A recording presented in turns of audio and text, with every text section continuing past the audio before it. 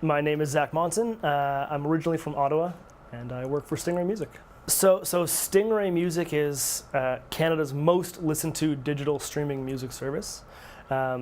We have genre-specific channels ranging from the generic rock and pop and folk and classical to our new Vibes channels on our mobile app, which showcases 1,500 new channels, which are more specific. Sure, we have a dance clubbing channel on TV, but on our mobile app we have deep house, we have future house, we have future funk, we have future soul, we have, psytrance, we have chill trance. We get much more specific. So our model is hiring people that love a genre of music, or maybe even two genres of music, and letting them build passionately groups of music that we can showcase as our product. Because we have no DJs on air, we have no advertising, we have no talking whatsoever, we have no way of showcasing the artists that we play, right? So I created the show and I interview artists twice a month or 4 times a month or whatever, and it's great. The show has been going for about 3 years now. It started about 3 years ago with a crappy camera and a crappy microphone, and now we use less crappy cameras and less crappy microphones. Yeah, I didn't. They sought you? Yeah. Oh, right on. Yeah. I had been building tennis courts for 6 years, and I got a phone call that said, we're moving to Montreal, we've sold the company to Stingray. It was Galaxy and CBC back in the day. And I'd like you to come along. And he had known that I had gone to RAC. He had known that I had a professional background in learning music and this whole production world. And I said, no, I don't want to come with you. I have tennis courts that have to be built. And I hung up the phone and I went, you're an idiot. So when I signed on to Stingray, my first job was matching the bouncing ball to the karaoke words. That was my first job with a Guitar Hero guitar. We'd go twinkle, twinkle, little star, and the bouncing ball would match. And then I slowly was given the children's Stingray channel, and then the electronic channel, and the dance channel, and now my own show. So it's grown a little bit. There are services out there that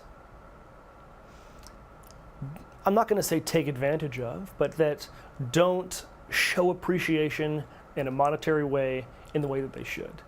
People look at artists, and again, I talk about electronic a lot because that's the world that I'm in. You look at these big artists and they're touring around the world and they're doing all these shows, but they've got to pay for their hotel, they've got to pay for their own food, they've got to pay for their team. So at the end of the day, these guys aren't making a lot of money. So any way that an artist can make a bit of extra money on the thing that they've created is important to me. Like Stingray Music, we pay out just like terrestrial radio. We've never had an issue with paying the artist money because we think it's important. An artist works really hard to create a piece of music that they are passionate about and that they love. So yeah, sometimes streaming is not great for the artist because they're not being recognized in a monetary way that they should be recognized. In some streaming models. In some streaming models. That doesn't go for all of them, absolutely not. Unfortunately, it seems that the majority these days are not showing appreciation the way that they should. So when people say that sentence and they say that services like that are destroying the business, to me that's kind of a greedy statement. You're destroying the giant mass amounts of money that the labels are accumulating. But to me, things like SoundCloud are wonderful for the business. The beauty of my job in programming the electronic music for Stingray is that nobody tells me what I can play and nobody tells me what I can't play. So the beauty of things like SoundCloud is finding that artists that you'd never hear any other way because they're not on a label, they're not on the radio, they're not being passed around by agents, they don't have a producer or publisher or anybody. They're just a guy making music, and things like, again, I go back to SoundCloud, but things like SoundCloud are amazing for discovery. So it might be ruining the money grab of the business, but it's not destroying music. I think that it's growing music and letting music hit people that it would never hit in a way that it couldn't before the internet was a thing.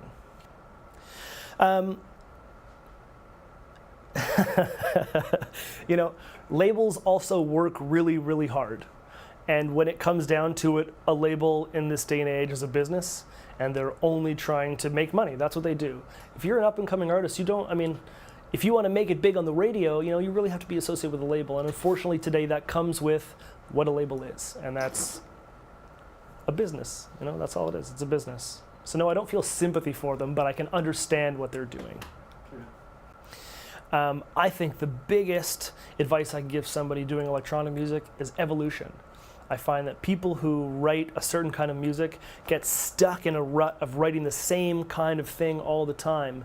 And as much as I want people to express themselves fully for who they are, and that might be the same thing every time, but this kind of genre evolves and changes all the time, and unless you're willing to explore new sounds and explore new ways of production, you're going to remain stagnant.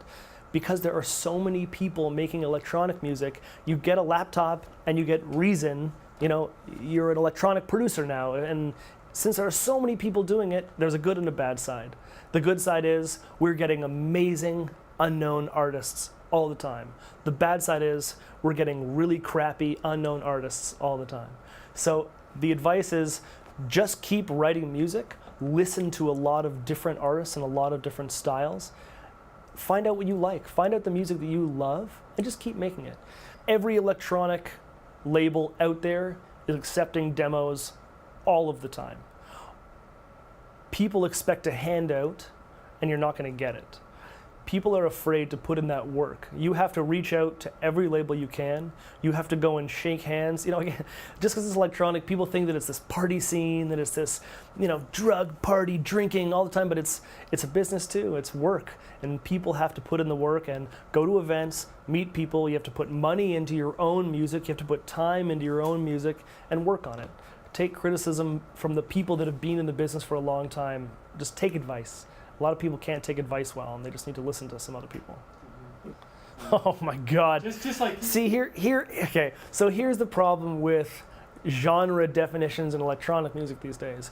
There's 5,000 different genres of electronic music. I am in no way going to say that I can even name half or a quarter. There's a clear difference between house and trance. There's a clear difference between chill out and dubstep. So we could go on with a full lesson about different genres, but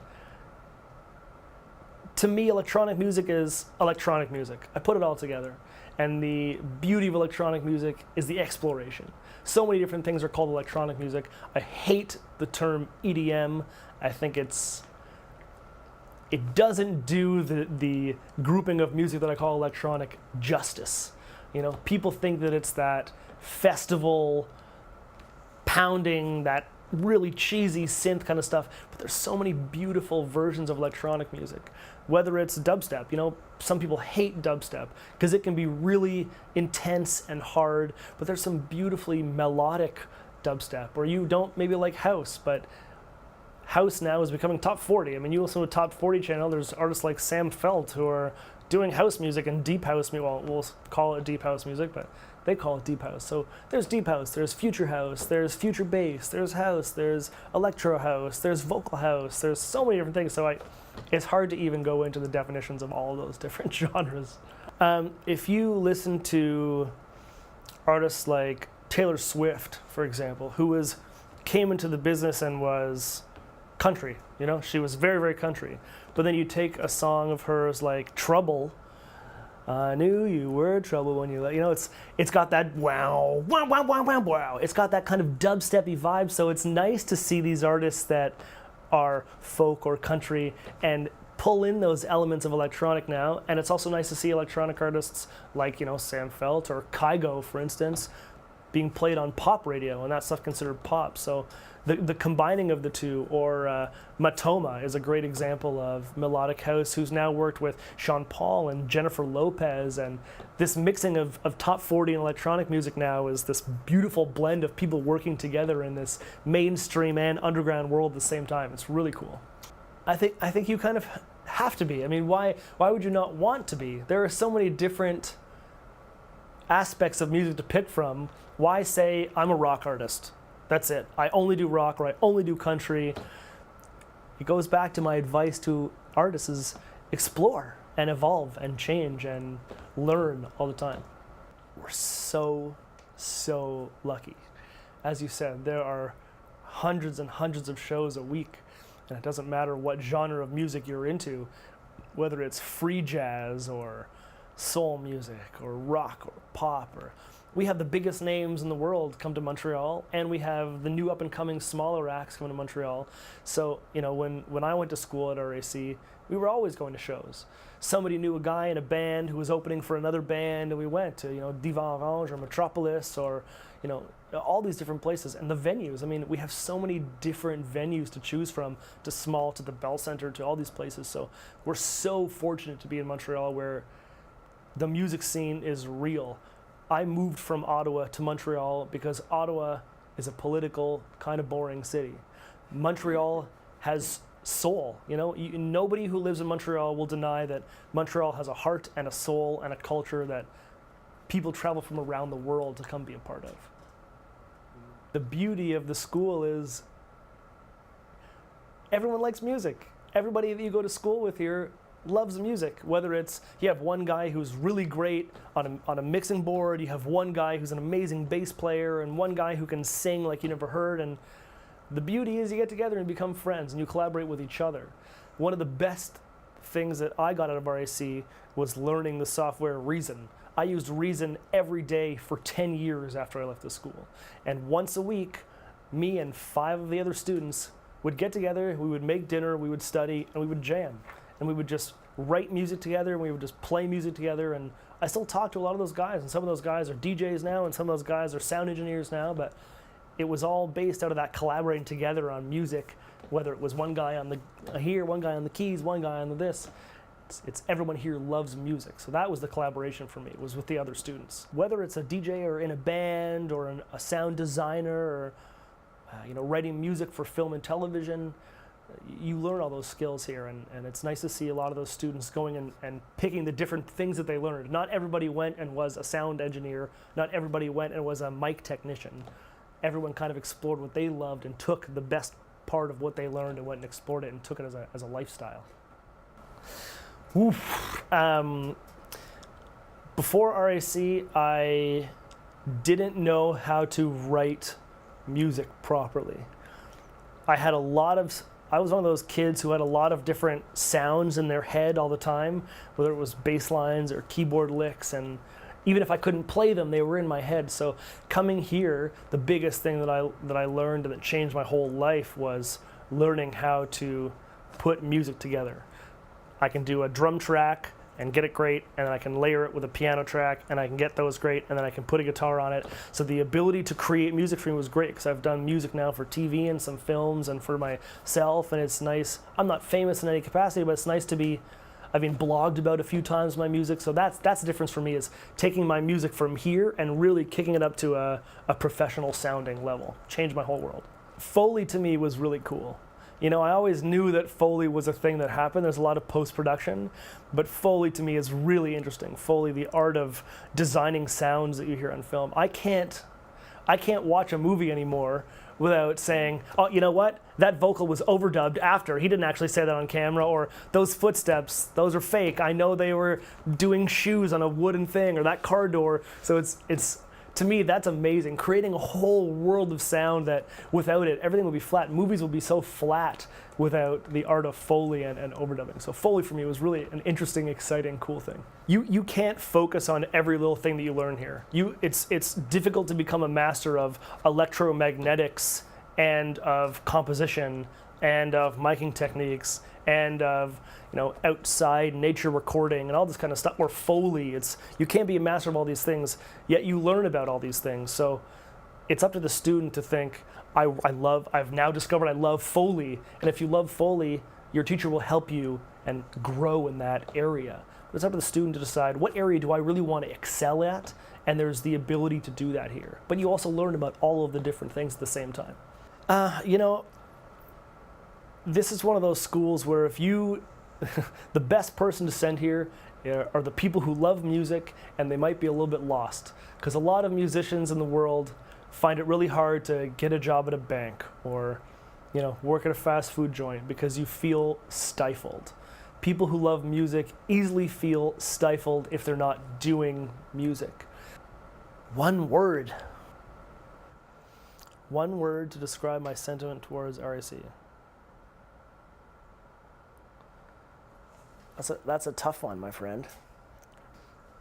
Jeez, I don't know what word I would use. You know, what's a word that means gave me the tools and abilities and confidence to change my life? What's a word for that? It gave me the tools and the confidence to change my life, not just in music, but in every aspect. Yeah. Okay. I'm Zach Monson. I am the host of Stingray PausePlay, and I graduated from RAC about 10 years ago. That's it. Excellent. Cool. Thank you so much. Thank you so much. Hey guys. It was a treat, gents.